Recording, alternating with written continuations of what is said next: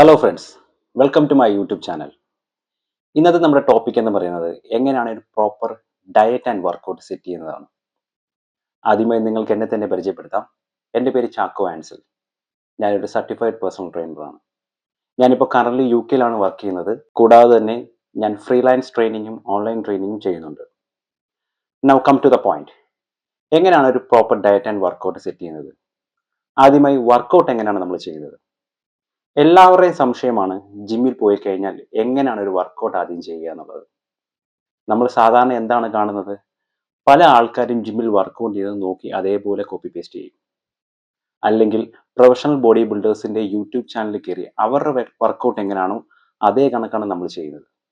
ഇതൊക്കെ ശരിയാണോ? ഒരിക്കലുമല്ല. എങ്ങനെയാണ് ഒരു പ്രോപ്പർ വർക്കൗട്ട് സെറ്റ് ചെയ്യുന്നത്? ഏറ്റവും ആദ്യം ഞാൻ പറയുന്ന ഓപ്ഷൻ എന്ന് പറഞ്ഞു കഴിഞ്ഞാൽ നിങ്ങൾക്ക് അറിയാവുന്ന ഒരു സർട്ടിഫൈഡ് പേഴ്സണൽ ട്രെയിനറോ അല്ലെങ്കിൽ നിങ്ങളുടെ ജിമ്മിൽ അറിയാവുന്ന ഒരു സർട്ടിഫൈഡ് പേഴ്സണൽ ട്രെയിനറോ ഉണ്ടെങ്കിൽ നിങ്ങൾ അവരുടെ അടുത്ത് ചോദിക്കുക എങ്ങനെയാണ് ഒരു വർക്കൗട്ട് സെറ്റ് ചെയ്യുന്നത്. അത് പല രീതിയിലുണ്ട്. പിന്നുള്ള പ്രധാനമായ ഒരു സംശയമാണ് ഒരു ബിഗിനർ ജിമ്മിൽ ജോയിൻ ചെയ്താൽ എന്തൊക്കെ വർക്കൗട്ടാണ് ചെയ്യേണ്ടത്. അത് മിക്കവർക്കും ഉള്ള സംശയമാണ്.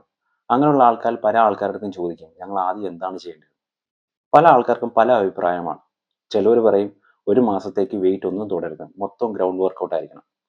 ചില ആൾക്കാർ പറയും എല്ലാ മെഷീൻസിലും കയറി മാക്സിമം റെപ്പിറ്റേഷൻ 2 സെറ്റ് വെച്ച് ചെയ്യാനായിട്ട്. ഇതിലൊക്കെ എത്രത്തോളം ശരിയുണ്ട്? ശരിയാണോ എന്ന് ചോദിച്ചാൽ ശരിയല്ല, തെറ്റാണോ എന്ന് ചോദിച്ചാൽ തെറ്റുമല്ല.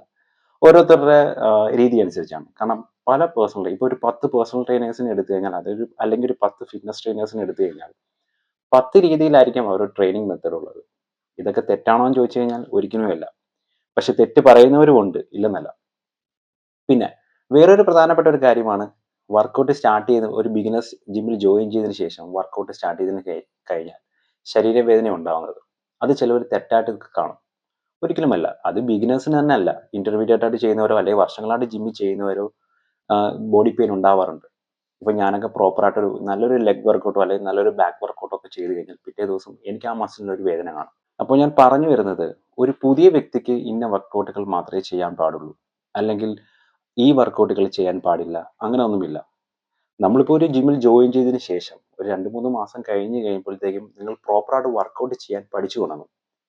എന്തുകൊണ്ടാണ് ചില ആൾക്കാർ ചില വർക്കൗട്ടുകൾ പെട്ടെന്ന് ചെയ്യേണ്ടെന്ന് പറയുന്നത് പറഞ്ഞാൽ പ്രോപ്പർ ഫോർമേഷൻ കിട്ടാത്തതുകൊണ്ടാണ്. ഉദാഹരണത്തിന് ഒരു വർക്കൗട്ട് പറയുകയാണെങ്കിൽ ബെൻഡ് ഓവർ റോ, അതായത് ബാക്കിന് ചെയ്യുന്ന ബെൻഡ് ഓവർ റോ.